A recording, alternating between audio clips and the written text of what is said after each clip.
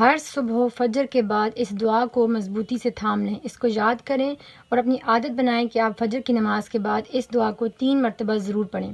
حضرت عبداللہ بن عباس رضی اللہ تعالیٰ عنہ سے روایت ہے کہ رسول اکرم صلی اللہ علیہ وآلہ وسلم اپنی زوجہ حضرت جویریہ رضی اللہ تعالیٰ عنہ کے پاس سے نکلے۔ اس وقت وہ اپنے مصلی پہ بیٹھی تھیں۔ جب رسول اکرم صلی اللہ علیہ وآلہ وسلم واپس گھر تشریف لائے تب بھی وہ اسی جگہ بیٹھی ہوئی تھیں اور تسبیح پڑھ رہی تھیں۔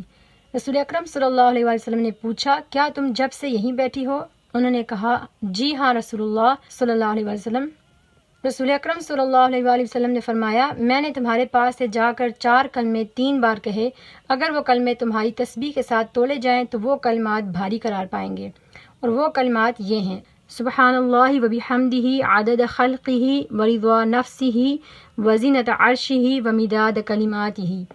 پاک ہے اللہ تعالیٰ اور اسی کی تعریف ہے اس کی مخلوق کی تعداد کے برابر، اس کی ذات کی رضا کے برابر، اور اس کے عرش کے وزن اور اس کے کلمات کی سیاہی کے برابر۔